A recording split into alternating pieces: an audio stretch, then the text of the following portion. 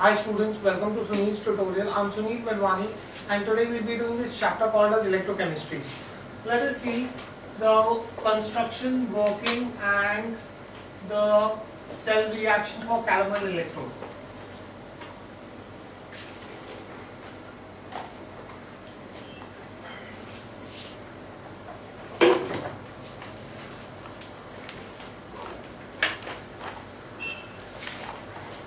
Now, what is a calomel electrode? A calomel electrode is a metal sparingly soluble salt electrode, where a metal has been dissolved in a solution which contains a sparingly soluble salt in it. So, how do I define a calomel electrode? It is a metal sparingly soluble salt electrode. Right? Now, it is a secondary reference electrode. As I already told you that the standard hydrogen electrode or the SHE is the primary electrode. It is a secondary reference electrode as its potential is determined with the help of SHE. SHE gives you zero potential. All electrodes whose potential is zero and that zero potential is determined with the help of SHE are called as secondary electrodes. Right? So it is a secondary reference electrode. It is a secondary reference electrode as potential of this electrode is determined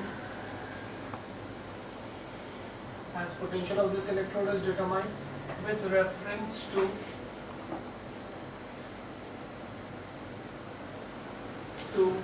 potential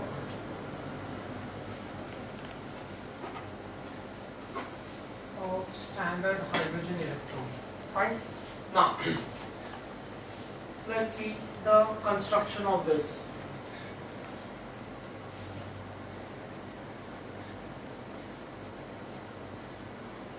Now, it consists of a glass vessel in which a C arm is attached.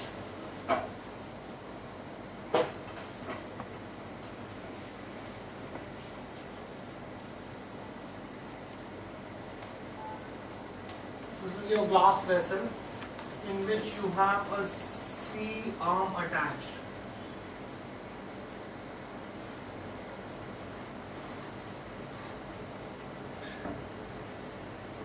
This is your C arm attached to it, right? This is, we call this also as C, right? C arm attached for insertion in any desired solution. The C arm is closed by a glass wool. Here I am closing this by a glass wool. And it can be dipped in any solution. A platinum wire is sealed into the bottom.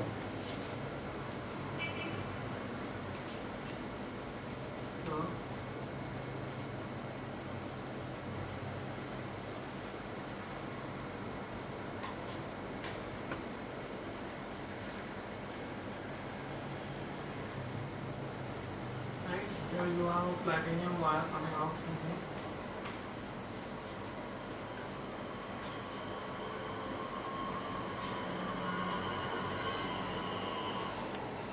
Now, at the bottom of this tube, you have mercury that is put in.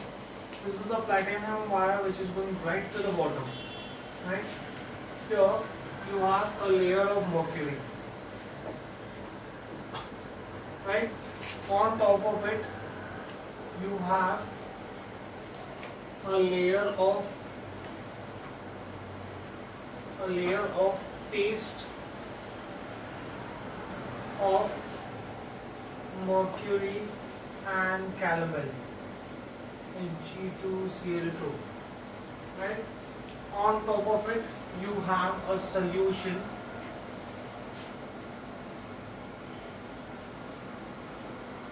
on top of it you have a solution of KCl.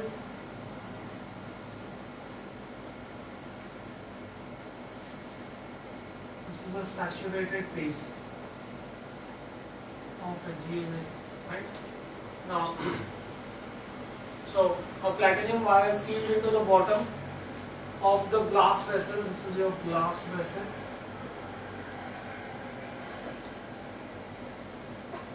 Vessel G, right? Over the platinum wire, over this platinum wire is placed mercury, then a paste of calomel and mercury, and then you have a saturated solution of KCl that is filled up till arm C. So you would have the saturated solution going into the arm C also, right? Okay, now once you have this, that's it. That's your construction of it. Simple, straightforward construction.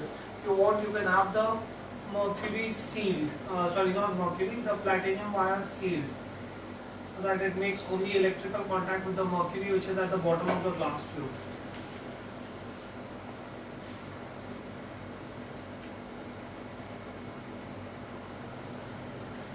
And this is the platinum wire which is sealed in a tube, so that it makes electrical contact only with the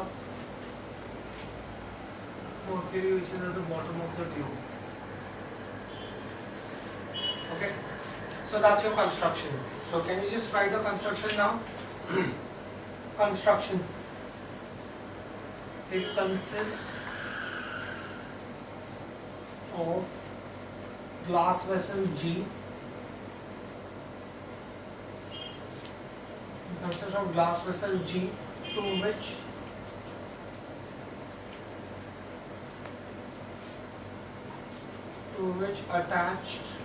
is attached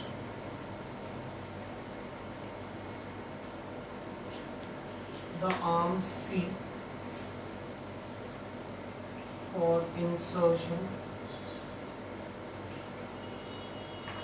in any desired solution.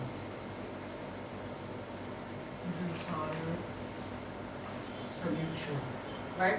The arm C is closed by glass. The arm C is closed by glass wool. The arm C is closed by glass wool plug and can be dipped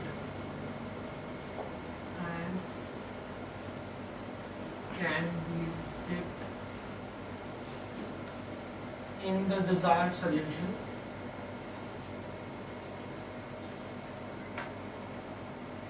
And can be dipped in the desired solution. A platinum wire is sealed into the bottom of G. Platinum wire is sealed. A platinum wire is sealed into the bottom of G. Bottom of G. Over this platinum wire are placed. Over this platinum wire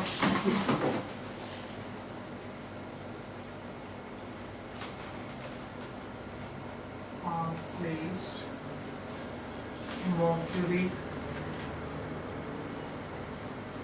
a paste of calomel. Calomel is mercury and mercurous chloride, and over this a saturated solution, and over this a saturated solution of KCl, right? Over this a saturated solution of KCl is filled in the vessel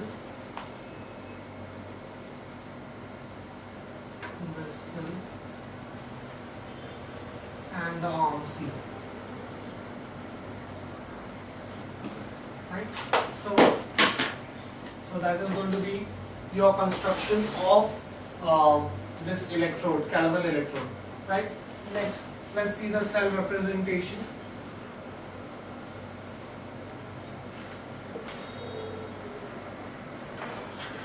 The cell representation of calomel electrode. You have KCl salt, no, saturated solution of KCl, which is in contact with mercurous chloride, which is in solid form, which gives you mercury liquid. That's your cell representation of Calvin electrode working. How does this work? The potential of this electrode is due to the reduction of mercurous ions in Calvin to mercury. Right? What will happen is the nature of the electrode depends upon what the other electrode is with which this is being coupled. Sorry. When it acts as an anode,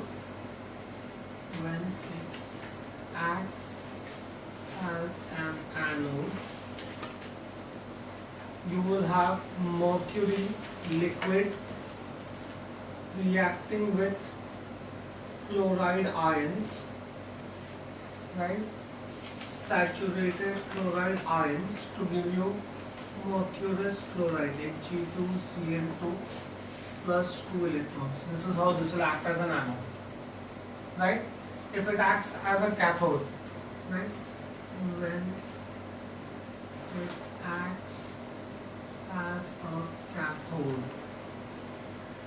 right? When it acts as a cathode, you will have mercurous chloride, Hg2Cl2, reacting with 2 electrons to give you 2Hg liquid plus 2 chloride ions. Right? Thus, the electrode is reversible with respect to the chloride ions. Either it can use chloride ions or it can give chloride ions. Fine, do we get this thing here? So, do we understand the working of it? It can work both as an anode or cathode, and the potential that is developed in this is due to the reduction of mercurous ions which are present in the Calvin. Right? What is the electrode potential in this?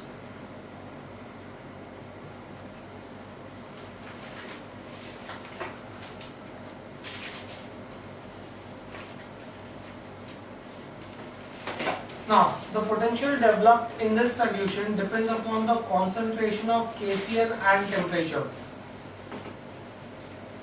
The potential developed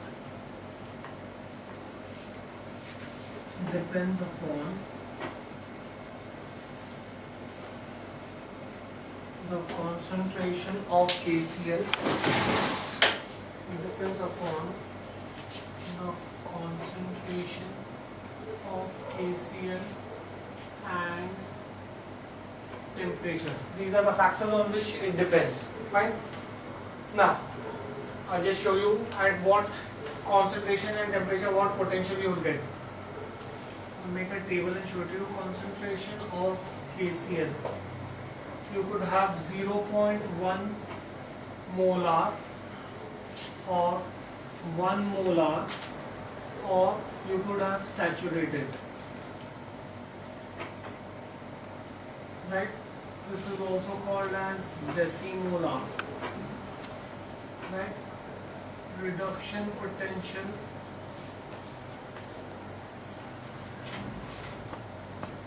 at 298 Kelvin. Right? At 298 Kelvin, this will give you 0.337 volts, 0.28 volts, 0.242 volts. So this is the potential at different concentrations and at temperature. So at 298 Kelvin, depending upon the concentration of KCl, you will have different potential developed. Right? These values are on hydrogen scale when it is connected to SHE. Where do I use this application?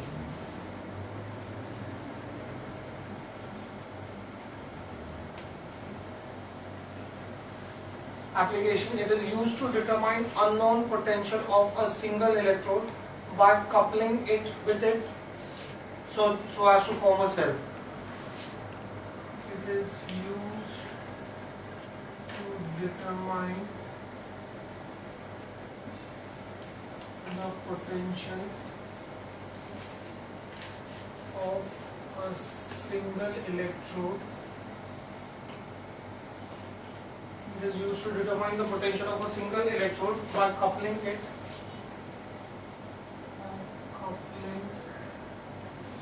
with it to form a cell. Right?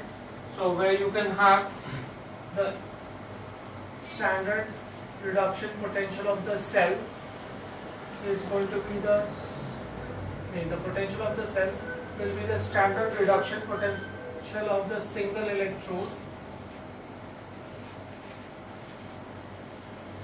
plus the potential of the calomel electrode.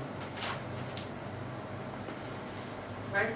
So thus I could find out the standard reduction potential of a single electrode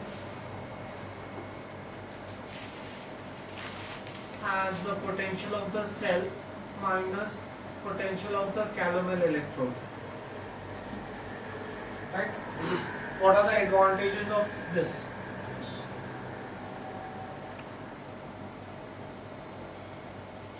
Advantages: it is very easy to construct, it is very easy to transport compared to SHE, it is perfectly reproducible in its results, right? It is compact and small in size, and you don't require a separate salt bridge for its connection. These are the advantages of a calomel electrode. A, easy to construct.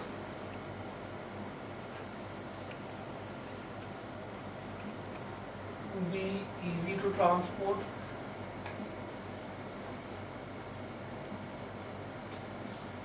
C, perfectly reproducible in its results. Reproducible in its results. D, compact and small in size.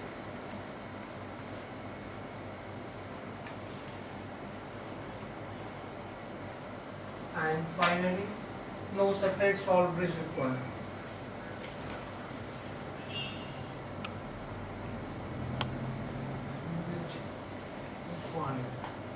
Right? Those are my advantages of calomel electrode. Right? Now, let's see what are the different types of cells. Now, during discharging of cell, chemicals are used. These chemicals can be regenerated by reversing the reaction by passing direct current from an external source. This causes the reaction to occur again in opposite direction to regenerate the original reactant, and this process is called as recharging of the cell. Recharging of cell.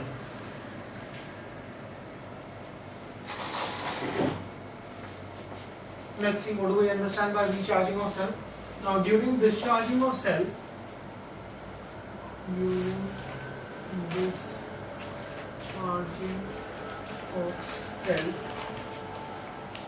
the chemicals are used. Once the chemicals are used, you will no longer have a potential developed in the cell. Right? Now, these chemicals can be regenerated. These chemicals can be regenerated. These chemicals can be regenerated by reversing the reaction. By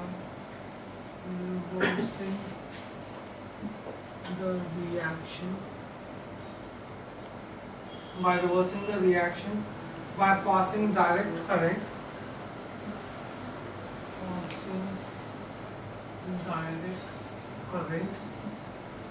From external source.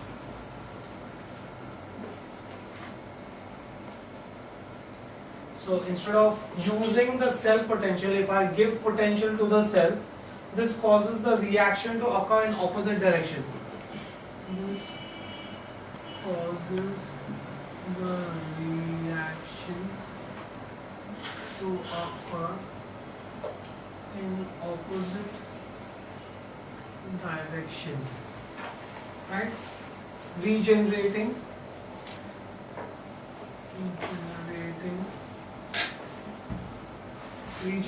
the original reactants.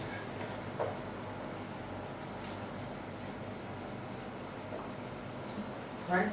This process is called as recharging. This process is called recharging. Right? That's what is recharging of the cell. Now, the cells that can be recharged are called as secondary cells. Right? The cells which cannot be recharged, in which the chemicals cannot be regenerated by giving an external direct current, are called as primary cells. Right? So what are secondary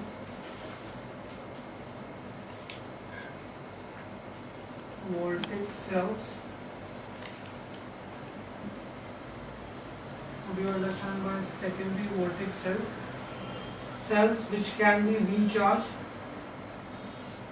Voltaic cells which can be recharged and reused are called secondary voltaic cell. Next, what do we understand by primary voltaic cell?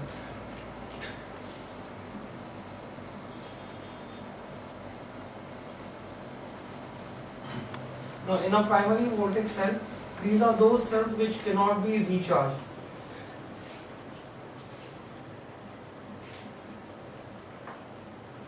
Cells which cannot be recharged.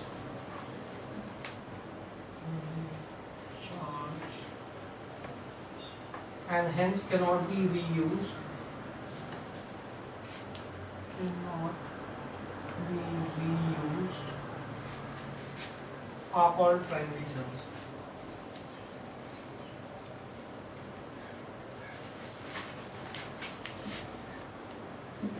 Right? So that is what is primary cell and secondary cell.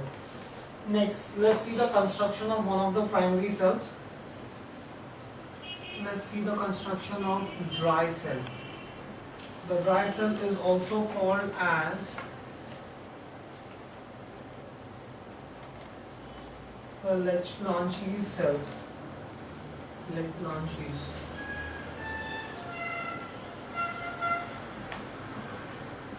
Cell.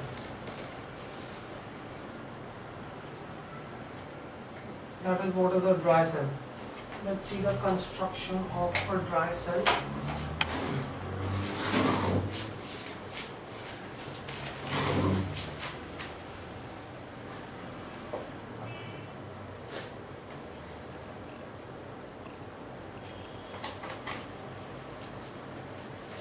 Now, a dry cell consists of, it is made up of zinc which acts as an anode.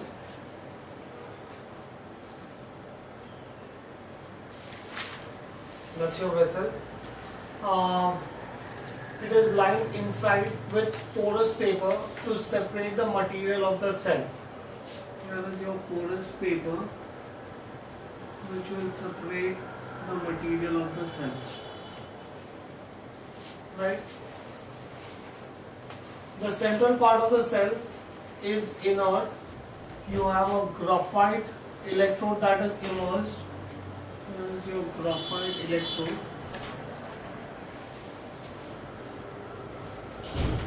That is immersed in a paste of manganese oxide carbon black, and this acts as a cathode.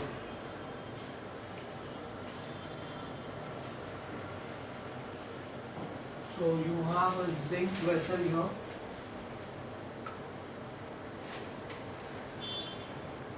This is your porous paper.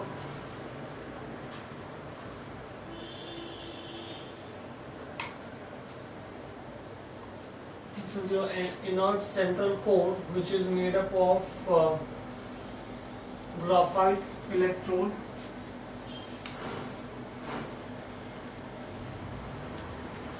Graphite electrode, and which has been immersed in a paste of, this is paste of magnesium oxide and carbon black.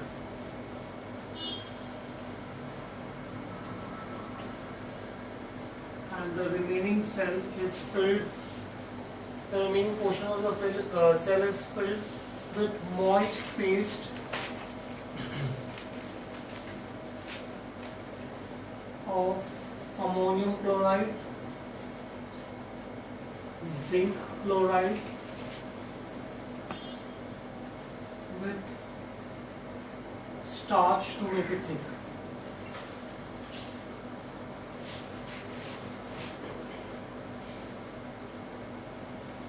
Right? The top portion is then sealed to prevent drying of the paste and evaporation of the paste. Right? So that's my basic construction of a dry cell. Fine, do you get this thing clear? Let's write it down. So what is a dry cell? A dry cell is a cell, in this cell the electrolyte is viscous aqueous paste and not a liquid solution, and hence it is called as a dry cell. You just write this down first.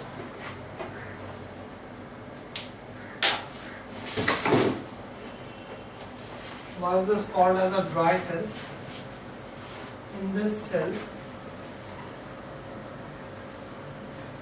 the electrolyte is a viscous.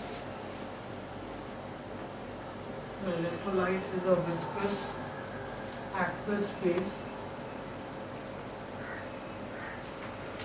The electrolyte is a viscous aqueous phase and not a liquid solution.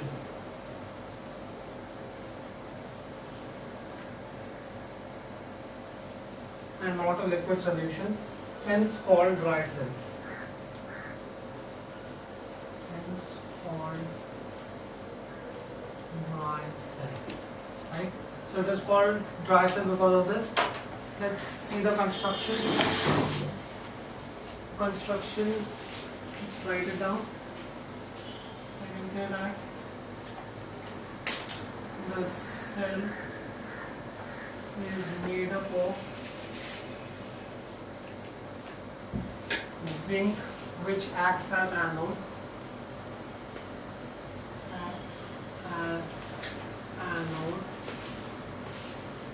anode as a negative. It is lined inside with porous paper. With porous paper to separate it from the material of the cell.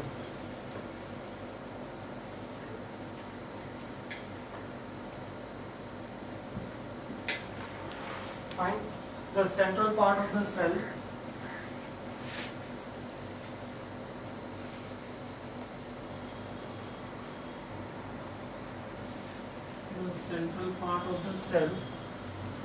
there is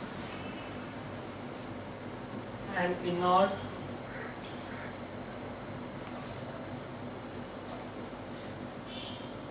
stout graphite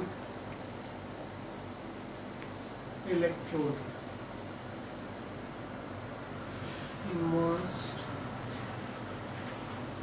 in a paste of magnesium oxide and carbon black.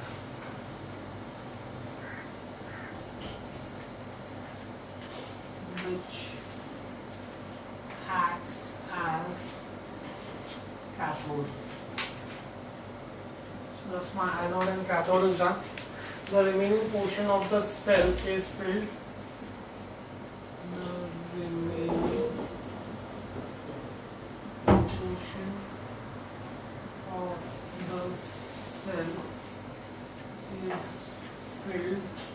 with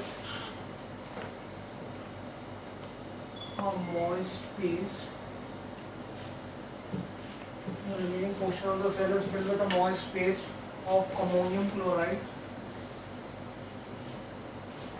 and zinc chloride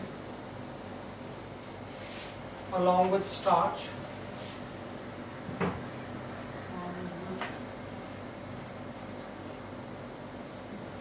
Along with starch to make it thick.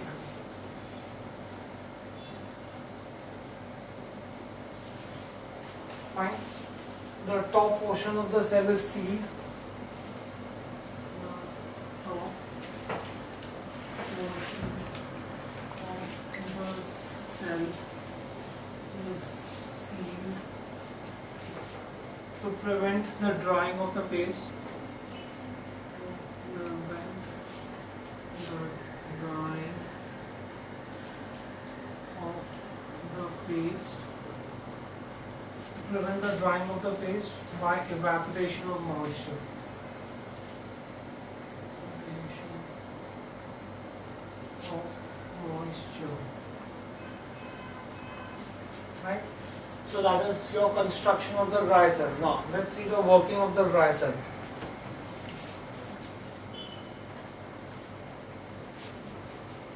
Working of the dry cell. Now at anode, you will have zinc solid will get converted into zinc ions and two electrons. Zinc ions aqueous plus 2 electrons. This is going to be my oxidation half.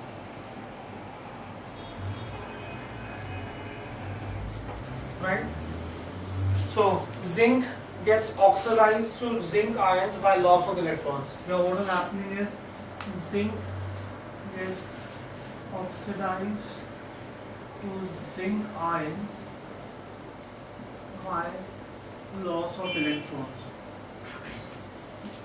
Right? That's the first thing that will happen. Now at cathode, ammonium ions will get reduced.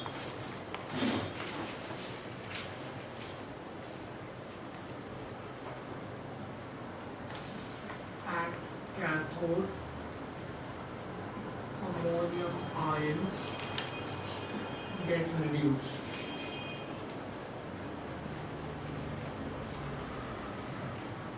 Right? Where you will have ammonium ions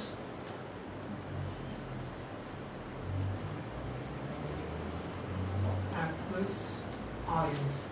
Ammonium ions will react with 2 electrons to give you ammonia and hydrogen gas.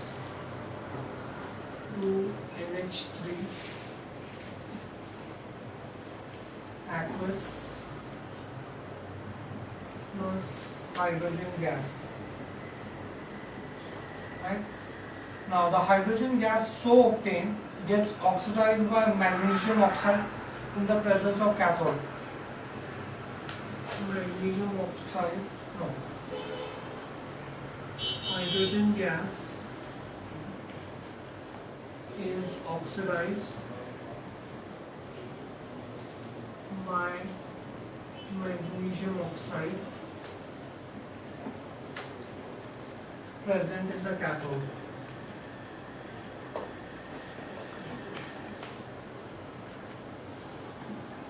Right? Thus, you have hydrogen gas that is evolved will react with magnesium oxide solid to give you magnesium oxide and water.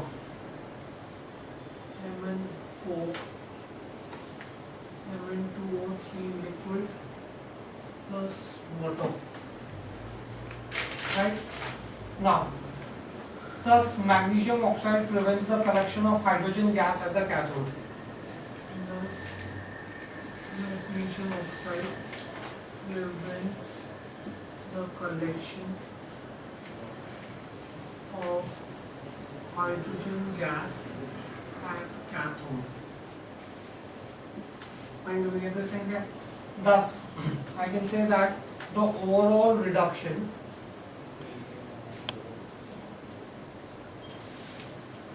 the overall reduction that I will get is ammonium ions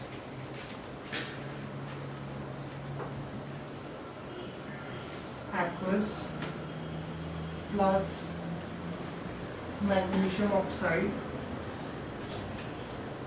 solid plus 2 electrons will give you Mn2O3 manganese oxide solid plus ammonium ions, ammonia aqueous plus water liquid, right? So this is going to be my overall reduction reaction. Therefore, my net cell reaction, the net cell reaction that I will get is, I'll just write the two reactions and add it and show it to you. My oxidation reaction was zinc solid, gives me zinc ions plus 2 electrons, and my reduction reaction is ammonium ions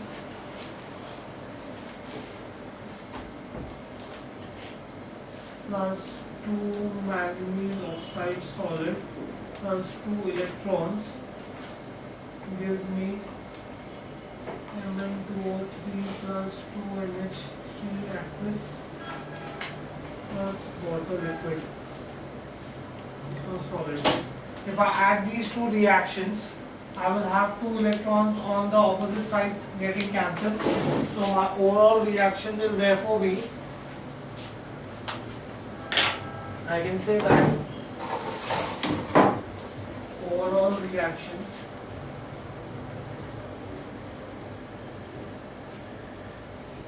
the 2 electrons on either side get cancelled, so in that case you will get zinc solid plus ammonium ions plus manganese oxide solid will give you zinc ions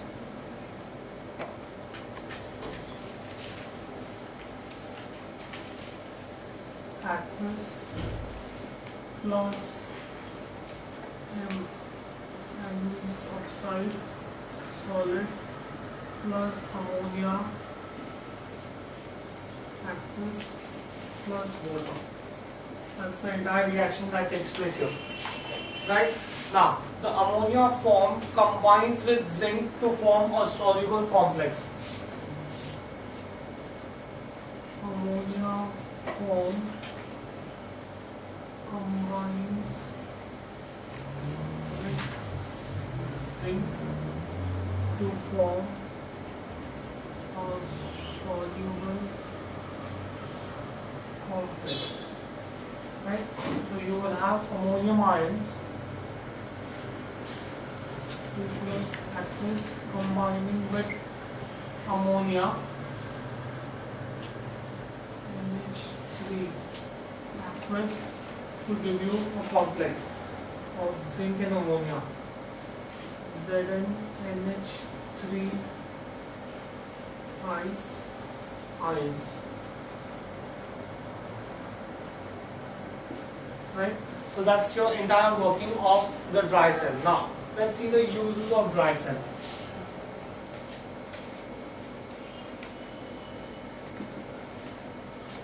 Uses, we've seen the dry cell everywhere, all these cells that we use, these are dry cells. So they are the source of power in all portable devices. Used as a source of power in portable radio, flashlight, tape recorders,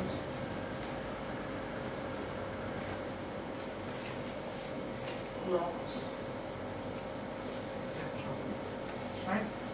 Okay, we'll stop this here for the day. Thank you very much.